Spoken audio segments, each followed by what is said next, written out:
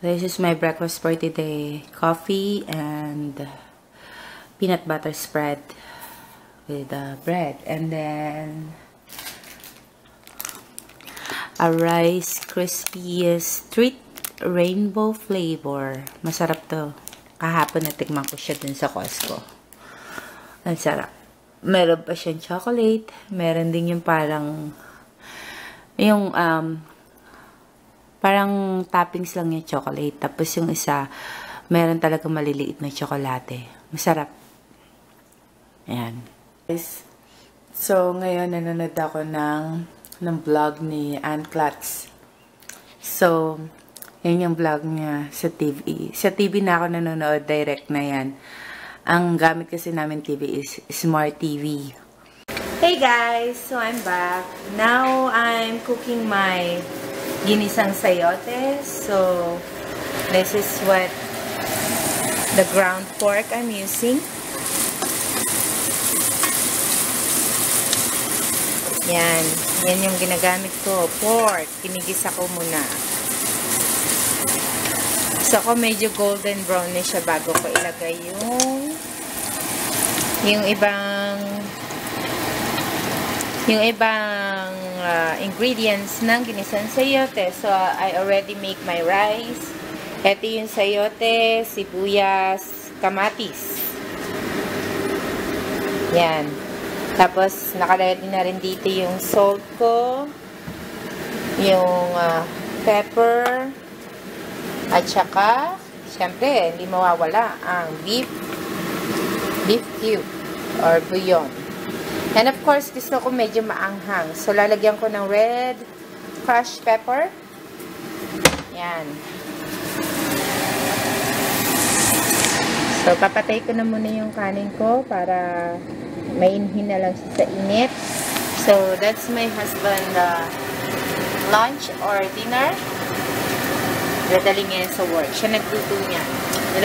Nilagyan lang niya ng salt, pepper, garlic powder, onion powder, and broccoli.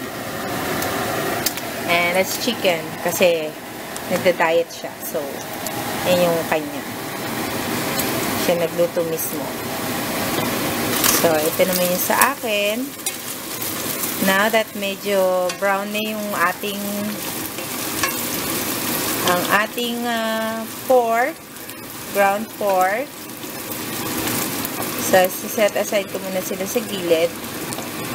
Then, ilalagay ko naman ngayon is yung sibuyas natin. So, how do I do it? Yan ang hindi ko alam. Saglit lang. Lalapag ko muna, ha? Or, hold on.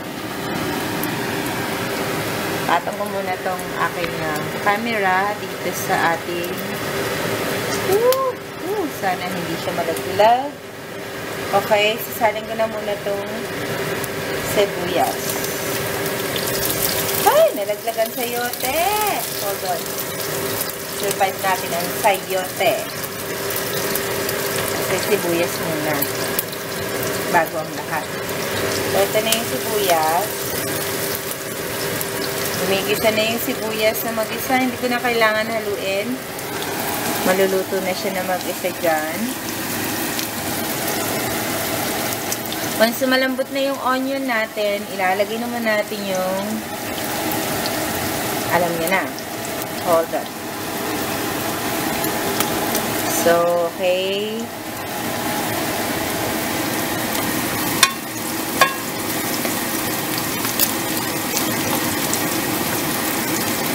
Now, ready na yung sibuyas natin. Sasalin naman natin yung tomato. Ito yung tomato. So, salin ko na muna before everything. So, okay. Salin ko na yung tomato.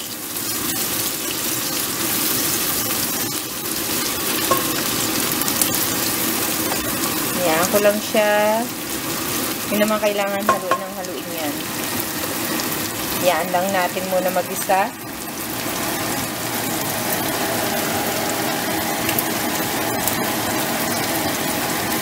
Magigisa naman na maayos yung tomato. Maganda yung medyo mapula talaga na tomato kasi magiging maganda yung kulay niya, diba? So, ayan. Isa-isa. Medyo dudurugin natin yung tomato para maganda yung lasa. Medyo malapot ang ating magiging sabaw dito sa sayote. So, mimix na natin yan with the ground pork.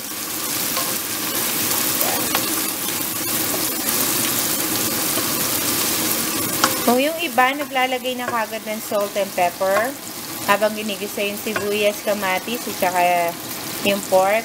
Gusto ko nakalagay na yung sayote.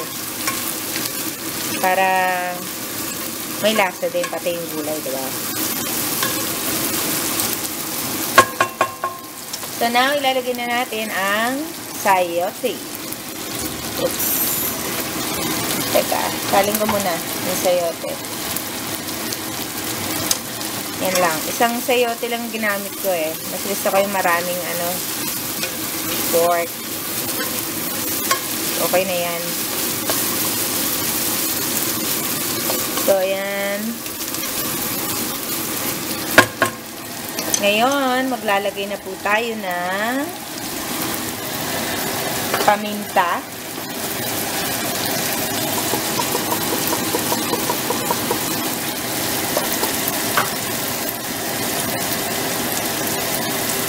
Salt.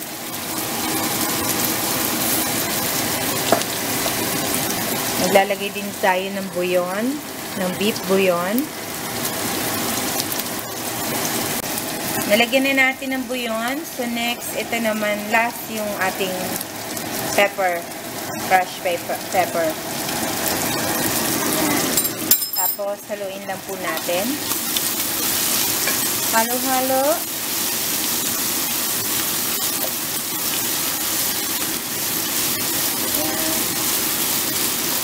Kung gusto niyo masabaw, lagyan niyo ng tubig. Ako rin, lalagyan ko ng tubig. Gusto ko medyo masabaw.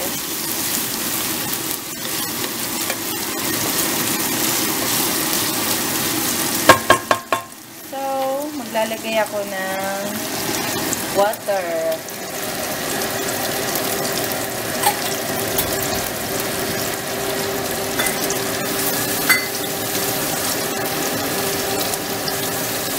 Ito na po yung tubig. Okay na yung gano'n sa bowl. Para lang maluto yung sayote.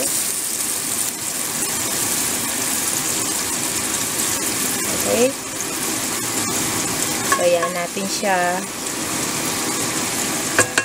Yan natin siya kumulo. Ninaan ko lang yung apoy. Ayan, para kumulo siya. Kasi yung takip, nandun yung takip eh.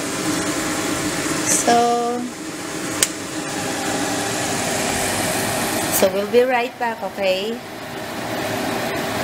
So guys, this is my lunch. The ginisang sayote with rice and my wonderful melon. Yan, masarap. So sige, kakain na ako. Kain tayo! So guys, pasensya na sa itsura ko ha. Mukhang ngarag lang. So, I was saying kaninang umaga, ipipicture ko yung form na pinadala ko sa USCIS. So, since I already stay here sa US for almost 2 years, we need to file this USCIS form I-751 petition to remove conditions on residence. Kasi, if you fail to file this within 90 days, ano kanila ng immigration. Malamang sa malamang ipapauwiin ka nila. Kasi kailangan mo yun ipadala. So, ito yung mga requirements. So, itong permanent resident ID ko na binigay nila for 2 years lang. Pinadala ko sila ng copy, front and back. Tapos, yung copy din ng yung sa passport, sa visa. Yan. Pinrint out ko. Kasi nandun yung naka-indicate. Pasensya na akong puro kama. So, kasi naka-indicate dyan yung alien number mo. So, kailangan nila ng copy nung passport mo na binigay nila. Yung binigay nila sa yung petition while you're in Manila. So, ngayon naman, pwede rin kayong mag-indicate ng marriage license, marriage certificate ninyo nung kinasal kayo. And then, if there's kung may bata na may anak na kayong dalawa, pwede rin pati yung birth certificate ng anak nyo. Kasi, one of the, evidence, good evidence. Copy of your insurance, health insurance, ITR. Kailangan yung ITR nyo. Kung wala ka, kung hindi ka nagtatrabaho, di yung ITR ng asawa mo. Kailangan ng kopya ng ITR. Na, syempre, kailangan naka-indicate ka rin doon. Yung joint, yung ITR. Tapos, and also, kasama din sa requirements is yung, hold on,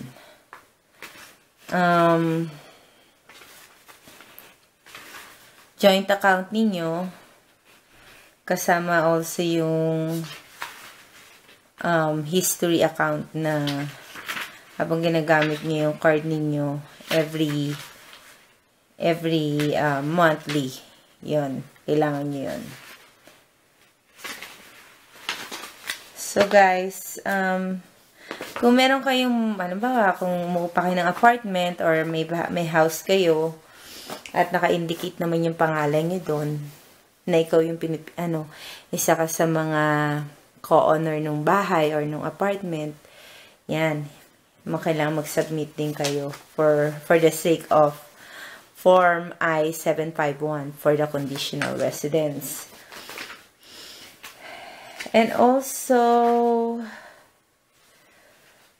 importante din yung utility bills. Kung meron kayong utility bills sa bahay at naka-name and address sa inyong dalawang mag-asawa, isa din yun sa valid evidence.